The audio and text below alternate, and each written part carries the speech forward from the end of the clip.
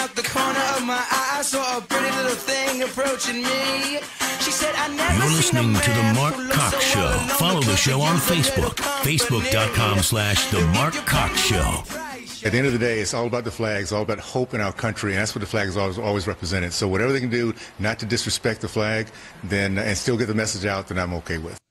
See, so there's Burgess Owens, who's been pretty conservative on this whole thing, saying if you can figure out some other way to do this without insulting the flag, go for it. Now, was the answer last night when they come out and took a knee prior to the national anthem and then stood up and locked arms for the national anthem? Was that the answer in your opinion? Because your Cowboys did that. I think Jerry. Whoops, we don't have your mic on. Sorry. I think Jerry Jones demonstrated last night why he's a billionaire and why the Dallas Cowboys have the mystique that they have. That this America's team. America's team. This was something totally out of the box thinking. And it placated both sides. They kneeled in solidarity, but when the national anthem was played, they all stood, the whole team. So I applaud the Cowboys for that. Over the weekend, I didn't watch any football games. I boycotted. I said that the only games I'll probably watch this year are the Cowboys and then maybe the playoffs. I watched the first quarter last night. Cowboys were playing terrible. I went to bed. They won. Yeah, I woke up this morning. And I heard the score this morning, but I didn't watch any of it. But you know what? You feel really good when you go to bed at like 8:30. That you feel better than yeah.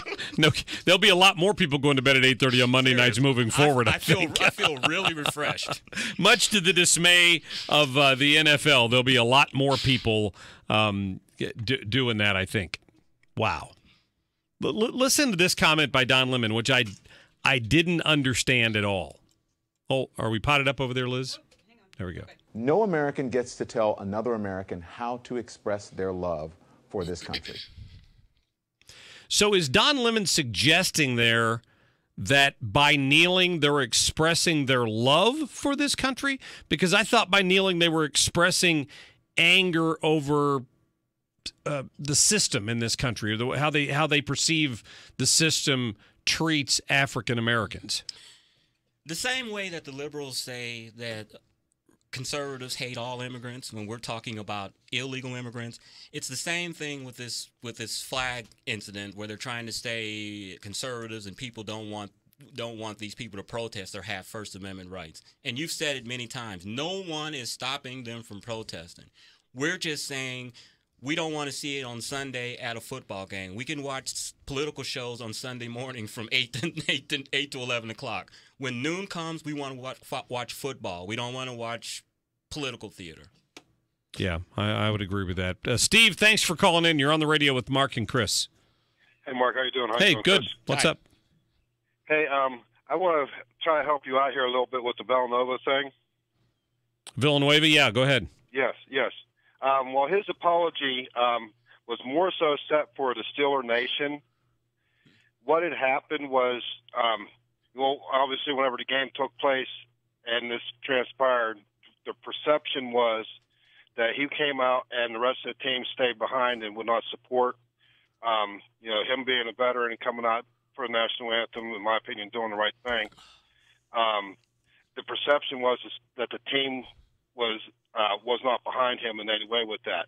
And that's the part where he was apologizing for. What had happened was they had a meeting the night before, and they voted on it, and they decided that they were going to just stay in the locker room, not come out. And he said that went to Roethlisberger and a couple other team captains and said that he couldn't do that in good conscience or whatever. So he wanted to ask him if he can go out at the edge of the tunnel or whatever. And they agreed and said, okay, that would be fine. And from what he was saying in his apology was something got mixed up along the way where there was supposed to be a couple more of them came up with him, but time constraints or something came up from what he was saying. So basically his apology wasn't for the fact of coming out. Okay. It was the perception of, no, I got an email, or I'll send you an email that Art Rooney II, the president of the team or whatever, just released. I guess it was today. I saw that.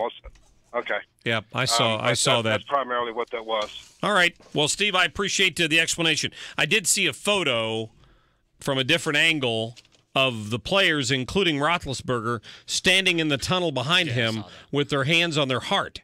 I saw that. I thought they... So they weren't all in the locker room, clearly, right? Yeah. I thought they were all in the locker room until I saw that picture. No, not at all. And still, getting to the caller's point, I don't think Villanueva needed to apologize for anything. No. I don't think any apologies were necessary. No, I would agree with that. Do you think this thing all gets forgotten about this afternoon?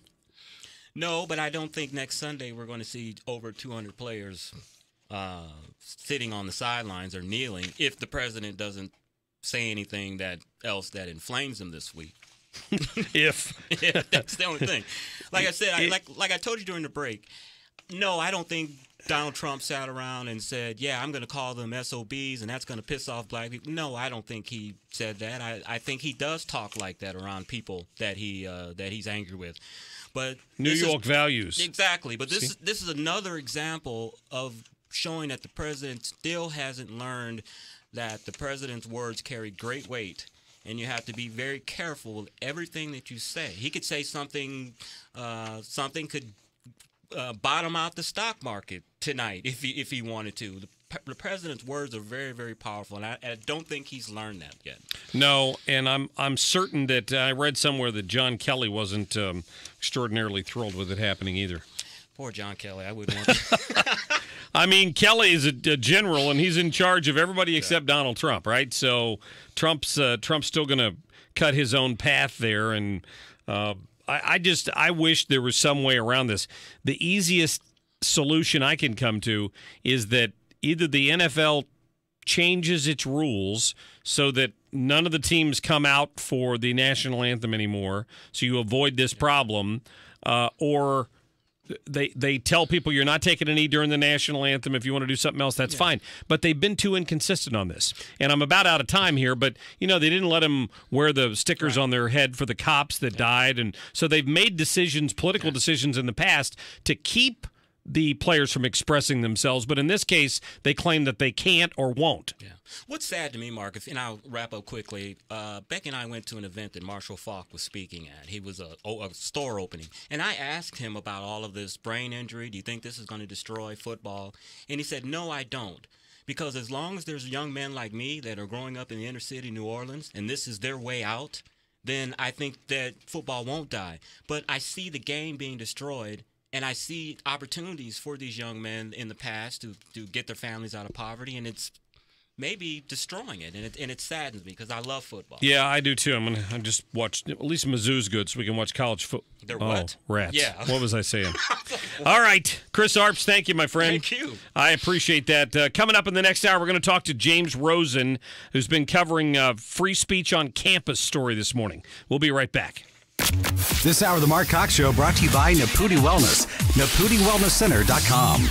Hey, speaking of Naputi Wellness, what are you going to do? What are you going to do to get your health off on the right foot this fall so by the time next spring rolls around, you're not having to worry about those aches and pains and pills and prescriptions and all that stuff. Dr. Eric Naputi takes a different approach. He finds solutions to the problem. So he's started what he's calling his Fall into Health promotion. No more excuses about not worrying that it's going to cost too much or anything like that. For the first 300 people that call one of his two clinics, either south or west, and schedule a new patient appointment, you can get incredible discounts. $29 on a new patient exam, weight loss programs where people are losing 20, 40, 50 plus pounds. He's doing those at $499. Vitamin infusion packages that save hundreds of dollars. You need to take advantage of this while you can. You can go to his website at NaputiWellnessCenter.com to find out more, or call him at 314-899-2893.